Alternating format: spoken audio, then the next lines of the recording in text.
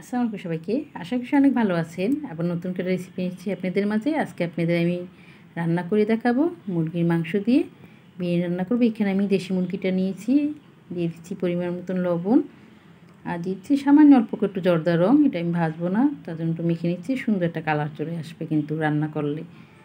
এটা কিন্তু অপশন না, না দিলেও চলবে। এখন আমি আর কিছুটা মশলা দিয়ে মাখিয়ে নেব। এখানে দিয়ে দিচ্ছি আমি টমেটো সস 3 টেবিল চামচের মতন দিয়েছি। এখানে জিরা ধনিয়া গুঁড়া দিয়ে দিলাম, আর দিয়ে দিচ্ছি যে বিরিয়ানির মশলা। এখানে আমি 2 টেবিল চামচ বিরিয়ানি মশলা দিয়েছি, আর দিয়ে দিচ্ছি মরিচের গুঁড়ো এখানে আমি 1 টেবিল চামচ, আর টক দই দিয়ে দিচ্ছি এখানে আমি আধা কাপ, আর দিয়ে দিচ্ছি লেবুর রস।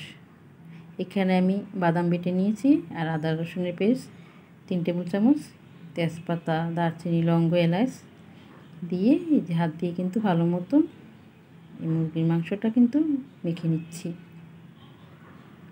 এটা কিন্তু মেখে আমি আধা ঘন্টার জন্য রেস্টে রেখে দেবো। আপনাদের সময় না থাকলে আপনারা সাথে সাথে রান্না করতে পারেন। এখানে আমি 2 কাপের মতন পোলা চাল নিয়েছি। এটা আমি কিন্তু ধুয়ে ভিজিয়ে রাখবো 2 মিনিটের মতন। চালটা ভিজিয়ে রাখলে কী হয়, সুন্দর কিন্তু ঝরঝরে হয়। এই চুলাটা ফেরান বসে এখানে আমি আধা কাপ তেল দিয়ে নিয়েছি। তেলটা একটু বেশি দিয়েছি, পেস্তা বানিয়ে নেবো। এই যে এখানে আমি 1 কাপের মতন পেস্ট দিয়ে দিলাম পেস্তা বানানোর জন্য। এই যে পেস্তাটা কিন্তু আমার হয়ে গেছে, এখন উঠিয়ে নিচ্ছি। এই কিছুটা আলু আমি কেটে নিয়েছি 4টা। এই আলুটা কিন্তু একটু তেলের সাথে একটু ভালো মতন ভেজে নিচ্ছি, আর দিয়ে দিচ্ছি এখানে আমি আর কিছুটা পেঁয়াজ কুচি।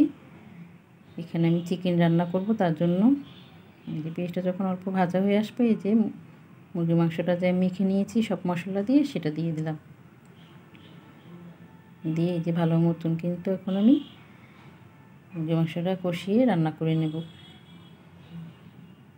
ঢাকনা দিয়ে ঢেকে দেবো, সুন্দর কিন্তু কষানো হবে।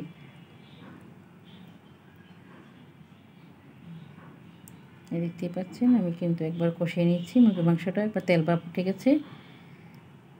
এখানে কিছুটা পানি দিয়ে নেব, আর সুন্দর সেদ্ধ হয়ে যাবে।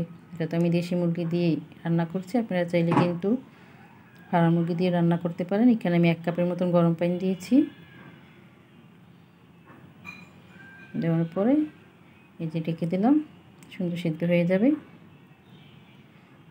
এই যে ঢাকনাটা উঠিয়ে এখানে আমি 4 টেবিল চামচের মতন গুঁড়া দুধ গুঁড়িয়ে দিলাম, সুন্দর খেতে কিন্তু ভালো লাগে। এখানে আমি 3টা ডিম সিদ্ধ করে নিয়েছি। আমার কাছে কিন্তু বিরিয়ানির সাথে ডিমটা খেতে কিন্তু খুব ভালো লাগে, তার জন্য দিয়েছি। আর এখানে দিয়েছি এই যে পেস্তাটা করে নিয়েছি, সেটা দিয়ে দিচ্ছি উঠানোর আগে। এই যে চিকেনটা কিন্তু রান্না করা হয়ে গেছে। এখন আমি এক বাটিতে চিকেনগুনি উঠিয়ে নিচ্ছি। এই মশলার সাথে কিন্তু আমি পোলার চালটা ভালো মতন কষিয়ে নেব। এই যে ডিমটা উঠে নিচ্ছি।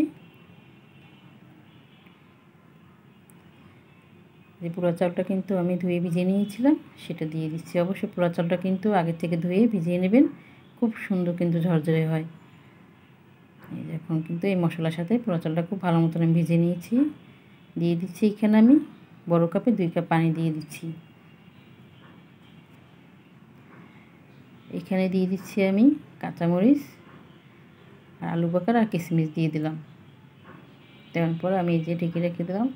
যখন হাফ সেদ্ধ হয়ে আসবে তখন আমি ঢাকনাটা উঠিয়ে এই যে আমি যে চিকেনটা উঠিয়ে নিয়েছিলাম সেটা দিয়ে দিচ্ছি। দেওয়ার পর এই যে আর কিছুটা কিশমিশ দিল, সেটা আমি দিয়ে দিলাম। দিয়ে এটা আমি কিন্তু 5 মিনিটের জন্য ভাপে রেখে দেবো। আর দিয়ে দিচ্ছি এখানে আমি 2 টেবিল চামচ ঘি দিয়ে দিচ্ছি। দিয়ে এখন আমি ভাপে রেখে দেবো কমসে কম 5 মিনিটের জন্য। খুব সুন্দর আরও ঝরঝরে হয়ে যাবে।